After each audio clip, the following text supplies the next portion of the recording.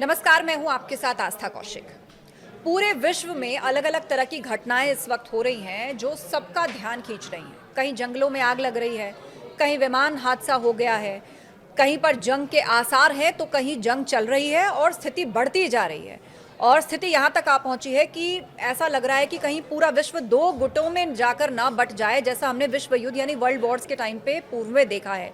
ये सब कुछ क्यों हो रहा है? पूरी दुनिया में एक्सपर्ट्स इसको अपने अपने तरीके से समझा रहे हैं। कोई डिप्लोमेसी के एंगल से समझा रहा है, कोई नेशनल सिक्योरिटी के एंगल से समझा रहा है, कोई किस देश की क्या नीति है, उसके क्या एम्बिशंस हैं, उस आधार पर अपनी राय रख रहा है। तो ऐसे में जब अलग अलग क्षेत्रों की बात होती है तो भारत के अंदर स्टार्स को पढ़ना, ज्योतिषीय विद्या, वो क्या कह रहे हैं उसके भी आकलन सामने आते हैं। और इस वक्त चर्चा के लिए मेरे साथ एक ऐसी ही मेहमान है। हमारे साथ नीति शर्मा जी हैं, मशहूर ज्योतिषाचार्य हैं और वास्तु एक्सपर्ट है। बहुत स्वागत है नीति जी आपका। नीति जी, अब जब ग्रहों की और स्टार्स की मैं बात कर रही हूँ, ऑफ कोर्स आपके पास उस आधार पर बहुत सारे कारण होंगे, लेकिन आज जो हम चर्चा करने जा रहे हैं कि ये विश्व में इतनी अशांति का माहौल क्यों है, इतनी बड़ी बड़ी घटनाएं क्यों हो रही हैं, तो बहुत सारे साइंटिफिक काउंटर्स भी, जाहिर सी बात है, क्योंकि हमारे जो दर्शक हैं वो ये भी जानना चाहेंगे कि ये ज्योतिष एक्सप्लेन तो कर देते हैं कि ये घटना उस वजह से हुई, ये इस चीज का साल है, वो घटना उस वजह से हुई। इस घटना को होने से पहले कोई संकेत क्यों नहीं देता? पहले ही सब क्यों नहीं पता लग जाता अगर ये सब सच है तो? देखिए, ज्योतिष का काम क्या है? ज्योतिष का काम है आपको ग्रहों की चाल बताना और उसके प्रभाव बताना। पहले से बता देना, मेरे ख्याल से ये वर्ष 2025 जब से प्रारंभ हुआ है और अनगिनत ज्योतिष शोज टेलीविजन चैनल्स पे और सोशल मीडियाज पे आ चुके हैं। न्यूमरोलॉजी के हिसाब से भी समस्त ज्योतिष ऑन एन एवरेज 9 on 10 ज्योतिष यही बोल रहे हैं कि मंगल का साल है, अमंगल करेगा। और प्रॉपर डेट्स भी अनाउंस करी गई हैं। मैंने खुद कितने चैनल्स में, इवन ऑपरेशन सिंदूर की डेट कब पॉसिबिलिटी है वो हमने इसको अनाउंस किया था। तो ऐसा नहीं है कि ज्योतिषी पहले से आपको बताते नहीं हैं, लेकिन बहुत प्रिसाइज बताना, कई बार इतना एक्यूरेट बताना, हम लोगों का भी एक लिमिट है।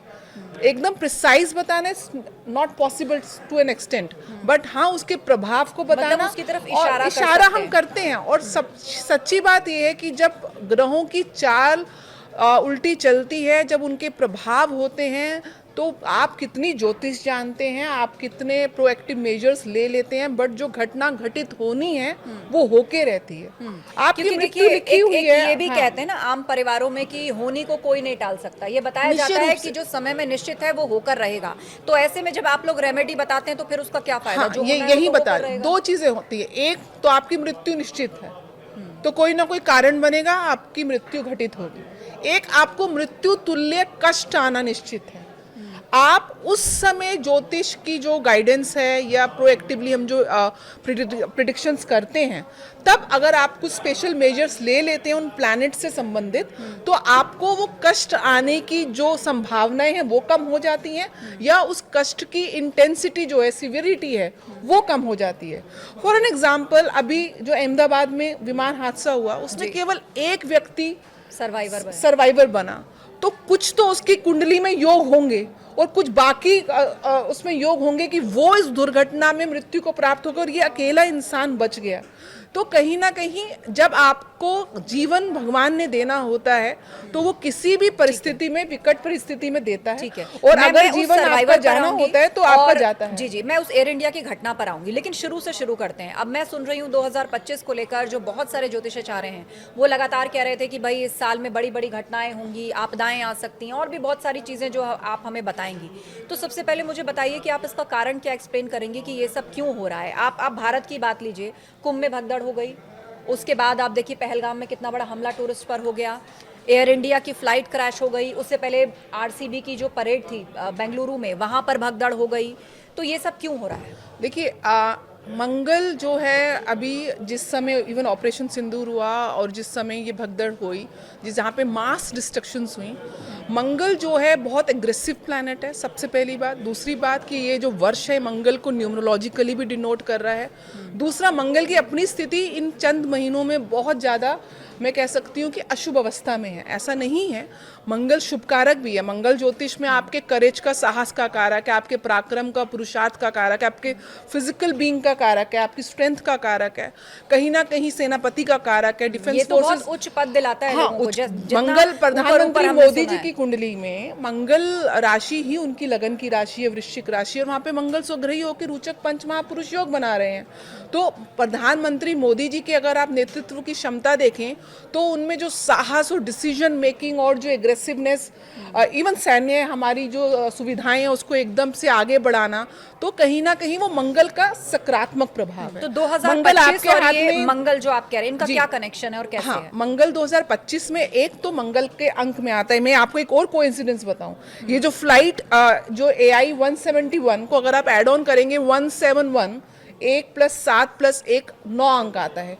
हाल ही में एक और फ्लाइट AI 180 का इमरजेंसी लैंडिंग हुई है, उसका भी टोटल 8 और 1 और 0 का टोटल जो आता है 9 सैन फ्रांसिस्को से मुंबई आ रही थी और इसको पायलट ने मिड में ही वापसी ले लिया कि किसी टेक्निकल खराबी के कारण। उसके बाद AI 159 अहमदाबाद टू लंदन, ये आज ही की घटना है। ये फ्लाइट्स दिल्ली से सही सलामत अहमदाबाद आती है और लंदन जाने से पहले इसमें ऐसी टेक्निकल फॉल्ट आई कि इसको रद्द ही कर दिया गया है AI 159, और लोगों से कह दिया गया एयर इंडिया द्वारा कि आप अपना रिफंड ले लीजिए। अब आप इसको कैसे कनेक्ट करें? 171 और 180 159 का जो टोटल आता है डेट कम अप टू 6। मैंने एक चीज नोटिस करी है कि इंडिगो की जितनी भी फ्लाइट्स रहती हैं वो 6E उनका जो है इनिशियल नंबर रहता है। 6 जो है वीनस का नंबर है और E जो है अल्फाबेटिक। इसको आप ऐड ऑन कर देंगे। ये एयर इंडिया के फ्लाइट नंबर्स हैं जिनके साथ हाल ही में घटना हुई। ये फ्लाइट तो पूरी तरह से क्रैश हो गई, जिसका जो सम है वो 9 आ रहा है।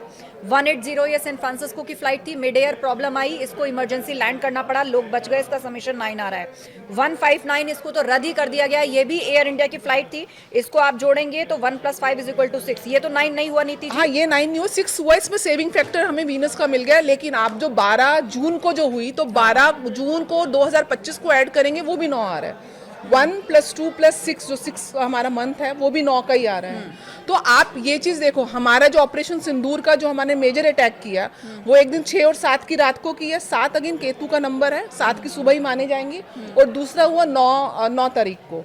तो आप देखिए कि मंगल का कितना सिग्निफिकेंट रोल है इस तरीके की मास डिस्ट्रक्शंस, वेदर आप डिफेंस फोर्सेस के पर्सपेक्टिव में देख रहे हैं या इस तरीके के हादसों के पर्सपेक्टिव में देख रहे हैं। लेकिन नीति जी, अब आप इतने नंबर्स आप बताएंगी तो जो हमारे दर्शक है बेचारे वो डर जाएंगे। अब 9 नंबर से अब लोगों को लगेगा कि भैया मैं तो 9वें फ्लोर पे रहता हूँ, मैं कहाँ जाऊँ? या मैं 9 नंबर की कैब में नहीं बैठने वाला। नहीं, ऐसा मैं नहीं तो है। 9 फ्लोर पे जाऊंगा ही नहीं। आस्था जी, अच्छा, ऐसा मेरी ट्रेन का टिकट में भी 9 आ रहा है, भाई मैं तो कैंसिल ही कर देता हूँ। बताइए दुनिया कैसे चलेगी? आस्था जी, ऐसा नहीं है कि एक नंबर का सिर्फ नकारात्मक ही प्रभाव है। ये केवल मंगल और केतु की युति अभी 28 जुलाई तक बनी हुई है, और जिनकी कुंडलियों में मंगल कहीं ना कहीं से प्रभावी हैं, क्योंकि इस समय मंगल की शनि के ऊपर भी अष्टम दृष्टि है। जो आप मास डिस्ट्रक्शंस कह रहे हैं, मासिस का कारक जो ग्रह वो शनि होता है, और अष्टम जो दृष्टि है वो मृत्यु की दृष्टि मानी जाती है, क्योंकि अष्टम भाव ज्योतिष कुंडली में मृत्यु का भाव होता है। लेकिन इसका मतलब ये नहीं कि आपको 9 अंक से दूर भागना है। आपको फॉर द टाइम बिंग 9 अंक को अवॉइड करना है। आप कोशिश करिए कि आप जिस दिन ट्रैवलिंग कर रहे हैं उस दिन ट्यूसडे या सैटरडेज को अवॉइड करिए। पर आपको अगर करना निश्चिंत ही है, आपको जाना ही है, आप रेगुलर ट्रैवलर हैं, आपका काम ही बिजनेस का ऐसा है कि आपको रोज ट्रैवलिंग करनी है, तो ज्योतिष शास्त्र को देखिए, जिस प्रकार से वेदर फोरकास्ट होता है और आपको बताया जाता है कि आज बारिश होने वाली है, तो आप पहले से अपने पास छतरी लेके चलते हैं। ऐसे ज्योतिष शास्त्र में आजकल एप्स हैं आप लोगों के पास, आप पंचांग खोलिएगा, पंचांग में हर रोज दिशा शूल नाम का एक सिद्धांत है कि आपको कौन सी दिशा की तरफ यात्राएं आज के दिन करना वर्जित है। फॉर एन एग्जाम्पल, आज के दिन दिशा शूल जो है वो उत्तर दिशा की तरफ है। मतलब आज जिस तारीख में पॉडकास्ट कर दिशा शूल का अर्थ ये है कि आपको उस पर्टिकुलर दिशा में जिस दिन उस वार का शूल है दिशा का, उस दिशा में आपको ट्रेवल नहीं करना है। बट लेकिन फॉर इंस्टेंस आपको तो रोज ट्रेवल करना है, आपको रोज ऑफिस के लिए निकलना है, ऐसे लोग आपका ऑफिस है ही नॉर्थ डायरेक्शन की तरफ, तो दिशा शूल पहली बात तो एक ही दिन होगा जो नॉर्थ डायरेक्शन की तरफ होगा। उस दिन क्या करना चाहिए लोगों? उस दिन आपको नॉर्थ के ठीक ऑपोजिट डायरेक्शन होती है साउथ। जब आप घर से निकलें तो 10 कदम साउथ की तरफ निकल के फिर आप नॉर्थ की तरफ निकल सकते हैं। तो ये छोटा सा, बहुत छोटी सी रेमेडी है कि आप उस दिन चार्ट खोलें, पंचांग खोलें, जिस प्रकार से आप रोज सुबह आप वेदर फोरकास्ट देखते हैं, आप अपने घड़ी में टाइम देखते हैं, ऐसे ही आप उस दिन का पंचांग देखिए कि आज के दिन दिशा शूल किस दिशा की तरफ है, और अगर आपकी यात्रा उस दिशा की तरफ उस दिन निश्चित है तो उसकी ऑपोजिट डायरेक्शन में आप 10 कदम निकल के और हनुमान जी का नाम निकल के, अभी एक मैं वीडियो देख रही थी, धीरेन्द्र शास्त्री जी फ्लाइट में हनुमान चालीसा का वाचन कर रहे थे, और उन्होंने तो कोई चौपाई भी बताई है कि जिसको डर लग रहा है वो फ्लाइट में बैठने से हाँ, पहले वो निश्चय चौपाई रूप से करे। हनुमान जी को पवन पुत्र की संज्ञा दी गई है। तो जितनी भी एयर हम ट्रैवलिंग करते हैं वहाँ पे पवन का यानी कि वायु का विशेष रोल है। तो कहते हैं कि पवन पुत्र का नाम लेके अगर आप अपनी यात्रा, विशेष रूप से हवाई यात्रा से पहले अगर आप भगवान हनुमान जी का स्मरण करते हैं, पवन पुत्र का स्मरण करते हैं, ओम हं हनुमते नमः या हनुमान चालीसा का पाठ करते हैं, अगर कोई विशेष संकट आपके ऊपर आने वाला है, हम सब पे नहीं आएगा, लेकिन किसी की अगर मृत्यु तुल्य कष्ट लिखा है, किसी की मंगल की दशा अंतरदशा चल रही है, या शनि की 7.5 का प्रभाव चल रहा है, या कुछ सूक्ष्म दशाएं ऐसी आ रही हैं जो आपको कष्ट दे सकती हैं। देखिए, जीवन हम सबको एक दिन जाना है, कष्ट आते हैं जाते हैं, ये समय की गणना, काल गणना को हम नहीं रोक सकते हैं, लेकिन उसके जो प्रभाव हैं उनको हम, दुष्प्रभावों को कम कर सकते हैं। तो आप इस तरीके से हनुमान जी की उपासना करके जब आप घर से निकलते हैं, और पहला कदम हो सके आपकी जो नाड़ी चल रही है, आप इस तरीके से जब देखेंगे सीधी और लेफ्ट नाड़ी, चंद्र नाड़ी या सूर्य नाड़ी चल रही है, तो जोन सी भी नाड़ी आपकी चल रही है, मान लीजिए आपकी राइट श्वास चल रही है, तो दैट इज अ सूर्य नाड़ी। तो आप पहले राइट पांव घर से बाहर निकले। छोटे छोटे से दिनचर्या में लाने वाले ये उपाय हैं जो आपको इन जनरल हेल्प करते हैं।